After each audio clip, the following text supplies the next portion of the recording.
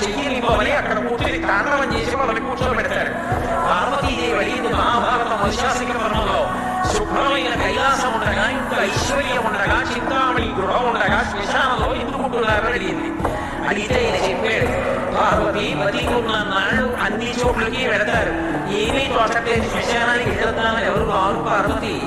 నేను అంతవాడినంటాడు, కొడుకుగా ఉన్నానంటాడు, తెల్లగా ఉన్నానంటాడు, పండితుడు అంటాడు, పద్యాలలోకి వచ్చంటాడు, ఉపన్యాసం చెప్పగలనంటాడు, నాకు పాటలు వచ్చంటాడు, నేను నాట్యం చేస్తానంటాడు, నేను అధికారి అంటాడు, నా దగ్గర డబ్బు ఉందంటాడు, ఈ నేను పాట పాడగలనంటాడు. ఇన్ని ఉన్నాయనుకున్న వాడిలోంచి ఊపిరి బయటికి వెళ్ళిపోయిన తరువాత వాడిని తీసుకెళ్లి 4 కొత్త కర్రల మీద పడుకోబెట్టి చాప చుట్టి తాడు కట్టి పైన నూలు బట్ట కప్పి తీసుకొచ్చి అన్నీ తీసేసి కర్రల మీద పడుకోబెట్టి కాల్చేస్తుంటే జీవుడు లేచి నిలబడి గుండె బయలుపోయిన తరువాత కన్న కొడుకు కూడా స్నానం చేసి